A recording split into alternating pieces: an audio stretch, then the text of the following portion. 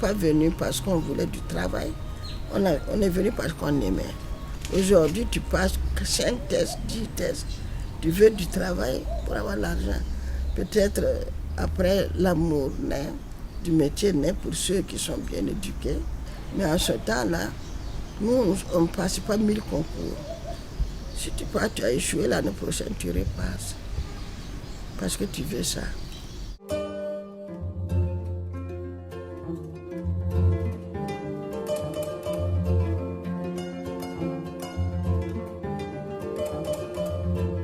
On nous a fait partir avant l'âge de la retraite. Actuellement, ceux qui partent, ils ont une installation d'indemnisation, mais nous n'avons pas eu ça. Donc, c'est tout ça.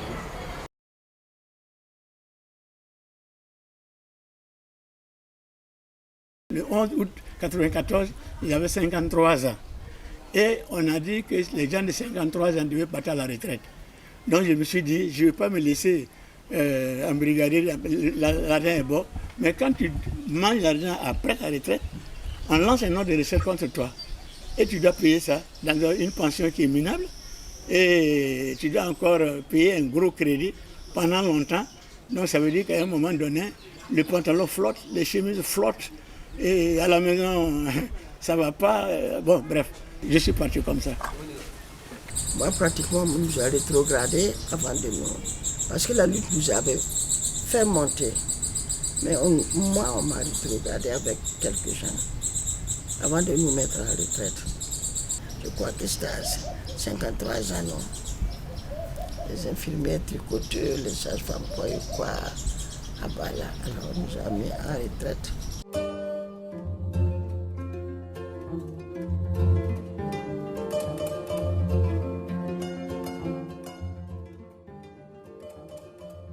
Dans le secteur où je suis ici, c'était le secteur 13, les infirmiers de un certain niveau, ils sont partis à la retraite en septembre 1989. Nous étions 4. Les 2 sont morts avant la première pension. Le 3e est devenu, a eu des dépressions, on l'a récupéré. Celui qui semblait normal, qui a semblé normal, c'était moi. Parce que, en fait, je n'ai pas chômé. Parce que j'avais déjà une filière de consultation avec le système des Nations Unies et l'USAID. Et j'ai commencé à travailler comme consultant dans la région et l'Afrique pratiquement, et l'AIF en son temps. Franchement, à la retraite là, il n'y a pas grand-chose à faire. D'abord, j'ai refusé de faire un cabinet de soins parce qu'au départ, le document a été fait pour les infirmiers. Mais maintenant, j'ai même vu des manœuvres illettrés qui avaient des cabinets de soins. Bon, quelquefois même des gars, même plus ou moins... Bref, quand j'ai vu ça, et j'étais un peu dans la gestion de tous ces trucs-là, je me suis dit, je vais me contenter de ma pension là. Je vais vivre avec ma mobilette là. Ma mobilette a 39 ans. Et je monte toujours dessus et je repars. Pour ne pas perdre le raisonnement de jouer sur les chevaux, le PMB. Ça permet de raisonner, de maintenir un peu tout. Bon, et puis ça aide. Voilà. Donc c'est ça, bon. De temps en temps, dans le petit coin où on va rencontrer les autres retraités, pour lever le coude. Après la retraite, j'ai eu un projet sur un suivi des femmes en grossesse, donc 95 à 97. Ça se clôture. Et de 2000 à 2015, nous avons créé avec le professeur Pauline Pipian un projet sur le sida. On appelle l'Association des femmes africaines face au sida. J'ai participé à ça en tant que conseillère dépistation de VIH-Sida jusqu'à 2015. Donc, de 2015 à nos jours, je suis à la maison. bon, je me sacrifie pour les activités religieuses et je fais mon petit sport tous les matins.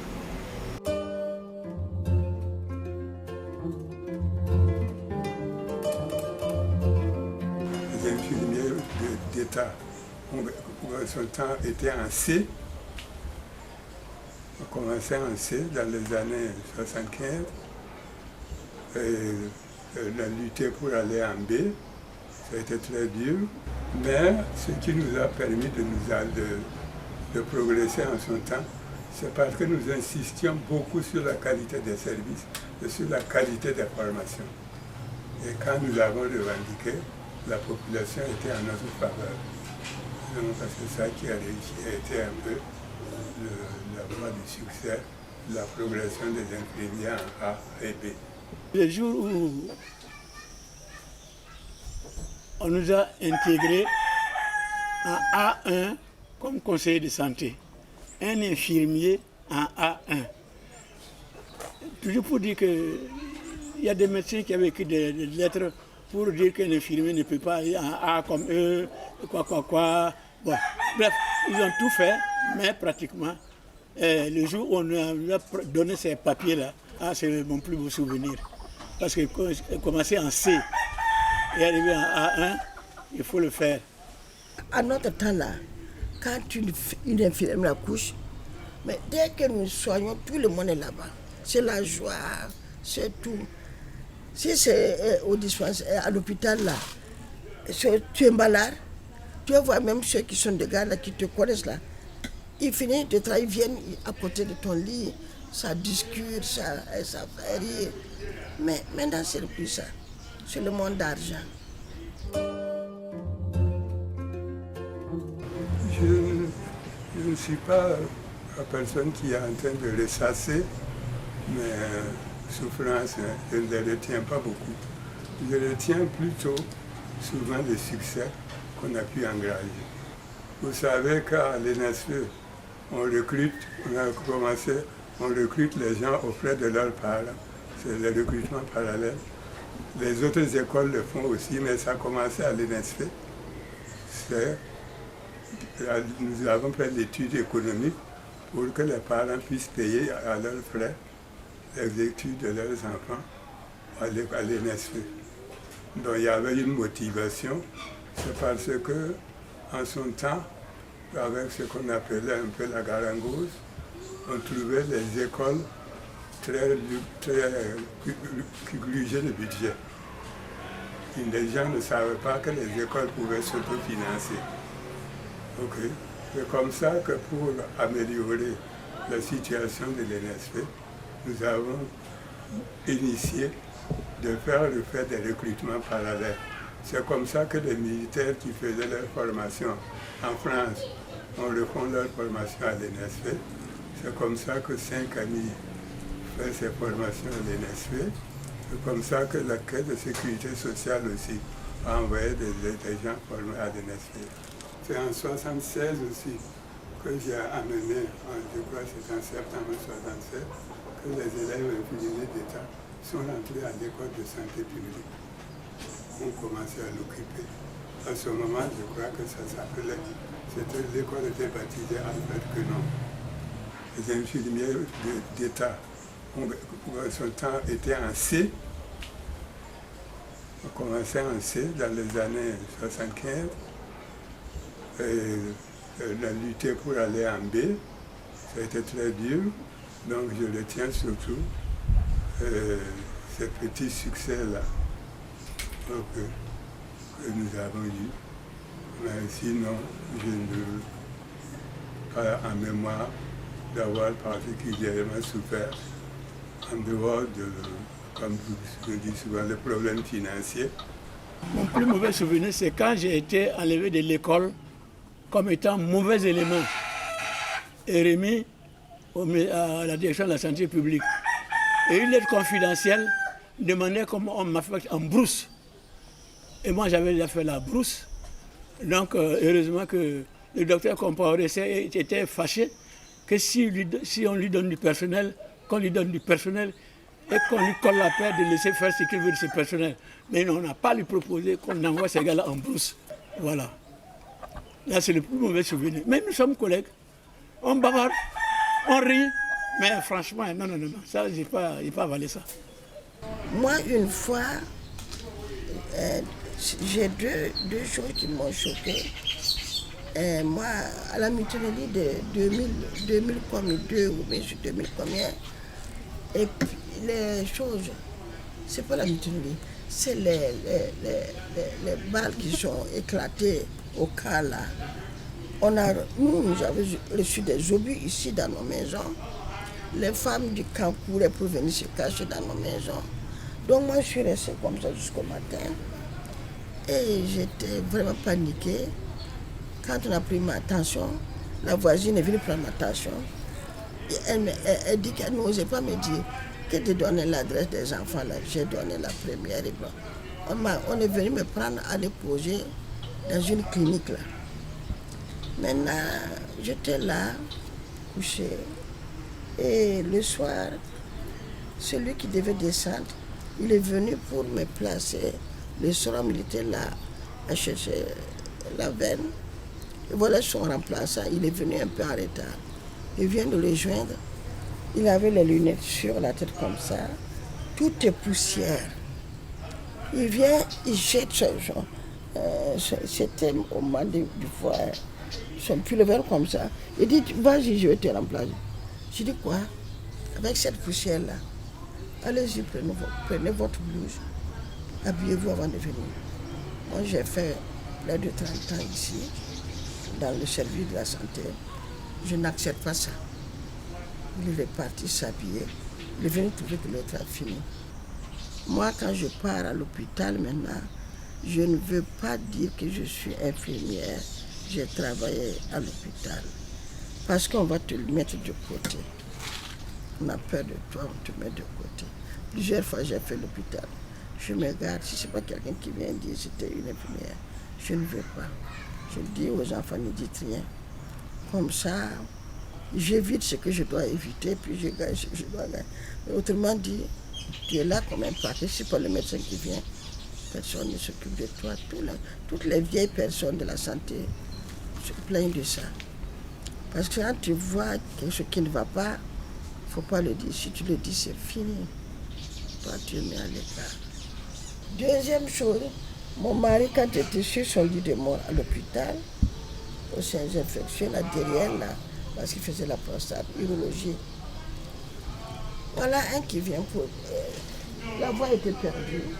Il est venu pour déboucher. Il pique sur le tunnel là.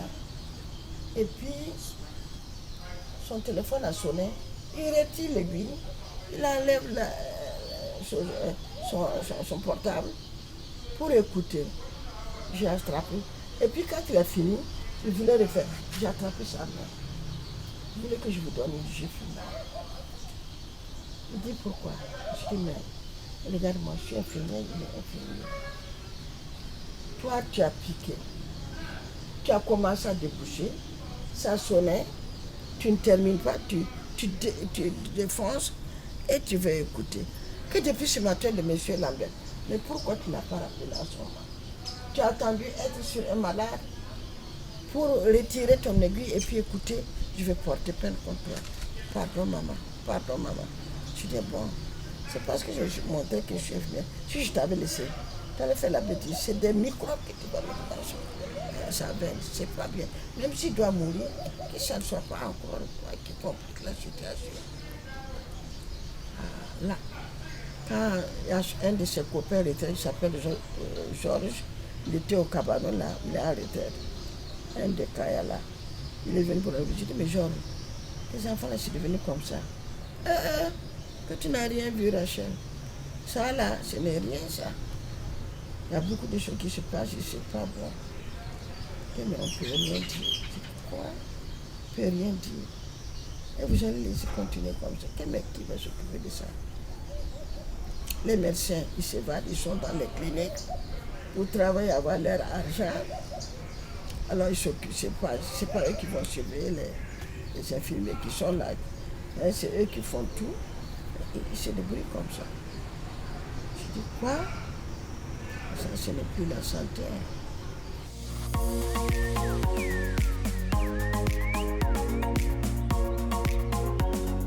Jusqu'à demain matin, je ne comprends pas qu'un infirmier puisse en vouloir un autre infirmier. Je ne sais pas pourquoi. On a été ralenti par nous-mêmes. C'est nous-mêmes qui nous sommes ralentis. Et même aujourd'hui, dedans, là, il y en a. Pour la petite histoire, quand nous sommes passés conseillers, il y a eu au moins 5 bonnes années sans que personne ne nous rejoigne.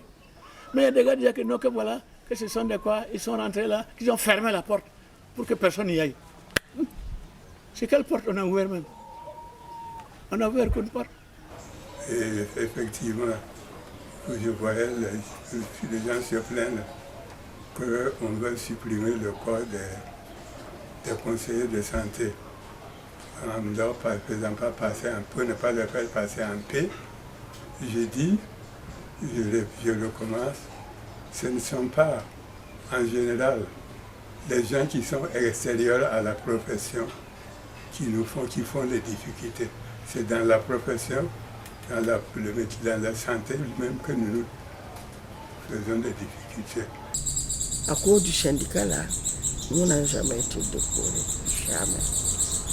Jamais, on n'a jamais réclamé non plus, on n'a pas besoin. C'est pas pendant ta lettre que tu m'as demandé, tu vas faire décoration maintenant. J'irai le chercher quelque part. C'est le bon Dieu là-bas. La profession infirmière, là, en tant que profession noble, dans les décorations, là, nous sommes complètement rejetés. Nous sommes rejetés. Partout ailleurs, les gens sont décorés. Chaque année, on décore tous les 2 ans. Mais la santé, il n'y a pas de décoration. Tout ça, ça décourage. Je ne sais pas ce qui explique ça. Peut-être sont nos patrons. Même les patrons ne sont pas décorés. Je crois que c'est dû à la situation même de la santé. Vous voyez. Aujourd'hui, si vous allez à la consultation à l'hôpital, même les médecins, ils vont vous donner rendez-vous dans une clinique, là où machine. C'est pas plus loin que les infirmiers qui font ça. C'est la santé. Il n'y a pas comme ça, manœuvre ou grand patron ou professeur agrégé. Nous avons le même comportement. Il y a ceux qui sont collés à l'argent, ceux qui sont collés à n'importe quoi, mais on ne peut pas changer. On n'a qu'à prier Dieu seulement que ceux qui sont rentrés par vocation continuent à faire leur travail par vocation. J'ai l'impression que le problème d'argent chez les infirmiers, comme chez beaucoup de gens, préoccupe un peu trop ce personnel-là. Donc, peut-être y compris les dirigeants, ceux qui doivent mener la bataille pour cette profession-là. Et moi, je dis, bien, c'est bien que vous avez eu un peu ce que vous n'avez pas eu dans le temps. On peut gagner par la lutte. Et la lutte, c'est la professionnelle, c'est la qualité de service et leur organisation intérieure.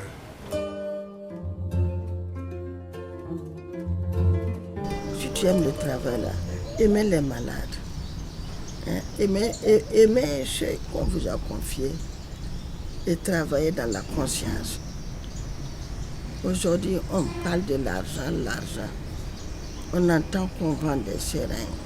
On exploite, on fait des doubles ordonnances pour voler et revendre. Tout ça là, ça ne fait pas avancer et ça n'apporte rien à la personne qui le fait. Ça n'apporte rien que de détruire en conscience. On n'est pas tranquille, on ne gagne pas plus. Parce que chacun revit sa position. Même si tu ne voulais pas le travail et que tu es obligé d'aller là-bas, eh bien, tout doucement, on épouse l'amour de ce travail-là et on se donne à fond. Les gens, les malades nous accusent beaucoup. Les gens du dehors nous accusent beaucoup. Quand tu entends l'autre iraya, l'autre iraya, la nuit quand tu écoutes sur Salam Koloto le dimanche, quand on dit qu'est-ce qui va, qu'est-ce qui ne va pas là, la majorité c'est l'orteil là, l'orteil là. Donc, pour moi, je dirais à l'origine actuelle, remettez l'accent sur la formation de qualité et remettez l'accent sur la formation continue pour que les services soient de qualité. La population sera derrière vous et vos revendications, vous verrez que les gens le soutiendront malgré les luttes intestines des cadres, du personnel de la santé. Que l'ordre des infirmiers et les syndicats des infirmiers se coalisent pour avoir une équipe très engagée. Bon, si j'ai des conseils à leur donner, je vais leur dire de ne pas choisir la profession infirmière par intérêt. Ils n'ont qu'à choisir cette noble profession-là par amour. Par amour. Parce que ce sont des semblables comme eux qui sont en souffrance, qui crient pour retrouver leur santé. Bon, je me dis que l'ordre est venu tard, mais je souhaite un bon courage, une bonne santé, une longue vie à l'ordre des infirmiers. Que Dieu leur donne le courage de pouvoir faire ce qu'ils doivent faire ce qui doit intéresser, rehausser la profession infirmière. Les conseils, c'est surtout organiser les formations là. Comme on appelle, la télé appelle ça quoi? Renforcement des capacités là. Organiser ça au moins 1 ou 2 fois dans l'année. C'est pas la carte d'électeur là qui peut nous faire bouger. Il y a certains qui comptent sur la carte d'électeur là pour devenir quelqu'un. Ils deviennent quelqu'un effectivement, mais ils ne peuvent pas tirer tout le monde à eux. Voilà. Bon, donc pour moi, c'est surtout la formation. Voilà. Lors des défis, travailler beaucoup pour rendre le travail là, le métier là, pour paisible, vraiment que les gens aiment aller à la santé, aller vers les agents de la santé. Donc là, on n'a qu'à essayer de surveiller et de vraiment de faire en sorte que l'amour du métier revienne. Même si tu as passé 1000 tests, si tu gagnes, que tu puisses vraiment avoir l'amour du métier. Sans l'amour du métier, on ne peut pas servir dans la santé. Parce que soigner, on ne peut pas. Quand on n'aime pas, on ne soigne pas bien. Une mère a toujours bien soigné son enfant. Un agent de santé doit être comme une mère. Devant un malade, pour un malade. Je veux dire à tous les jeunes, et même aux vieux, que la santé, ce n'est pas fait pour faire des gratte-ciel. Non, non, surtout infirmiers. Ce n'est pas fait pour ceux qui veulent faire des gratte-ciel. Ce n'est pas fait pour ceux qui veulent acheter des V8 ou des V10 ou des V12. Non. Mais c'est fait pour des gars qui vont peut-être travailler en oubliant même qu'ils ont laissé la famille. Les gardes, par exemple pour les épidémies. Pendant en brousse, nous on dormait dans des choses, la rougeole, on dormait avec les machins, la méningite, on machinait. Mais bon, rien, sans rien, j'ai dit, même pas de l'eau qu'on vous donne, c'est à vous d'acheter tout. On a tout fait ça là, simplement parce qu'on aime le corps. On a choisi, et même demain je vais choisir, même pour rester pauvre, je vais choisir parce qu'il faut aider l'autre. Voilà. Donc, il ne faut pas que l'argent là, ce n'est pas la blouse blanche. Infirmier, la blouse blanche ne donne pas l'argent. Mais vous vivez bien. Et vous arrivez dans certains coins où on vous reconnaît, hey, Major. Puisque maintenant, une fois qu'on est parti, c'est Major Zala, Yamouakala. Oh, yeah. Bon, quelque temps, vous avez 1 poulet, 2 poulets ou 3 poulets. Bon, c'est pas de la corruption. Là, vous les mangez, vous êtes content de les manger. Voilà. Donc, ce que j'ai à dire, éviter de venir à la santé pour chercher l'argent. Mais ça ne veut pas dire qu'à la santé, on meurt de faim.